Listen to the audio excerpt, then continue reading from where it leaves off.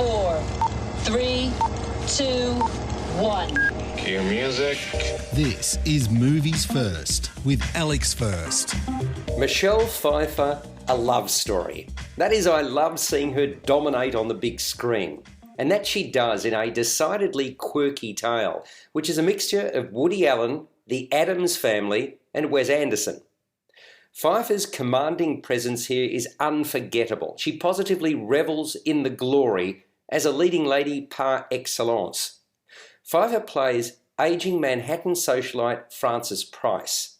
As her accountant says in one scene, they broke the mould when they made her. For you see, she doesn't play by society's genteel rules. She lives life her way and always has.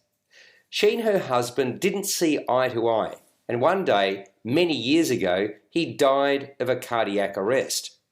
Sitting on his chest was a thin jet black cat, which, even though she doesn't like felines, she's doted over ever since.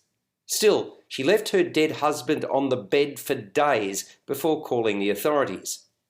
That prickly union resulted in an unexpected child, Malcolm, who neither seemed particularly invested in. Frances first struck up a relationship with the boy when she pulled him out of school at age 12 after her husband passed away. Now an adult himself, Malcolm, played by Hedges, generally passively sits by while he watches his mother do her thing. That thing is designed to get attention, and she's particularly good at it. She calls others out and cuts to the chase, time and again. Malcolm is engaged to Susan, Imogen Poots, but afraid of his mother's reaction, he can never seem to find the right time to tell her.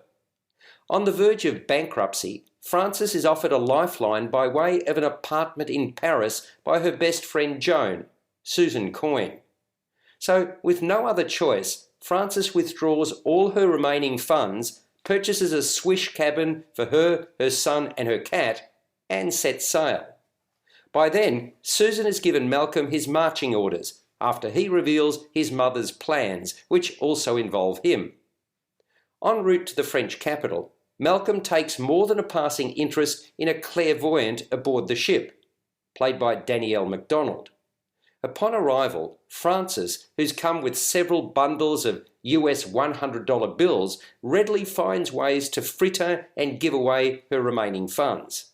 She appears to foresee her impending demise, about which she speaks matter-of-factly.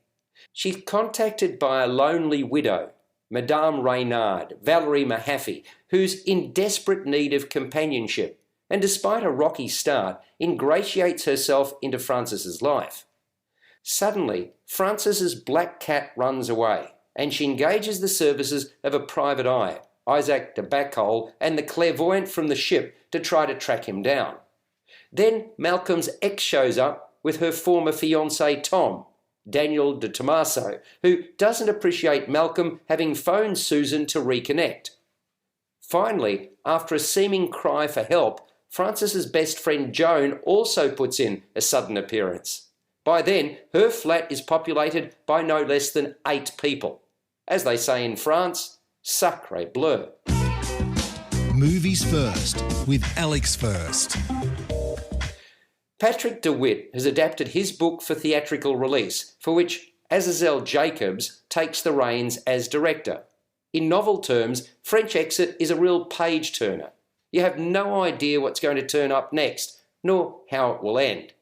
Still, it's difficult not to admire the potency of the journey when it comes to the litany of smart one-liners and retorts, which I relished.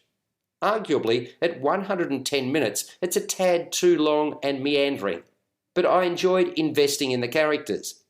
I've already spoken in glowing terms about Pfeiffer, but she isn't the only one who leaves a mark. Hedges' stillness and poker face can't be ignored, while Poots as Susan, calling out Malcolm, is another highlight. I also appreciated Mahaffey as an increasingly confident Madame, and MacDonald as the straight-talking clairvoyant. I dare say French Exit is a film that's likely to polarise, for it's decidedly obtuse. The ending remains open to interpretation, which I certainly didn't mind. Overall, I derived much joy and plenty of laughs from it. It scores a 7.5 out of 10.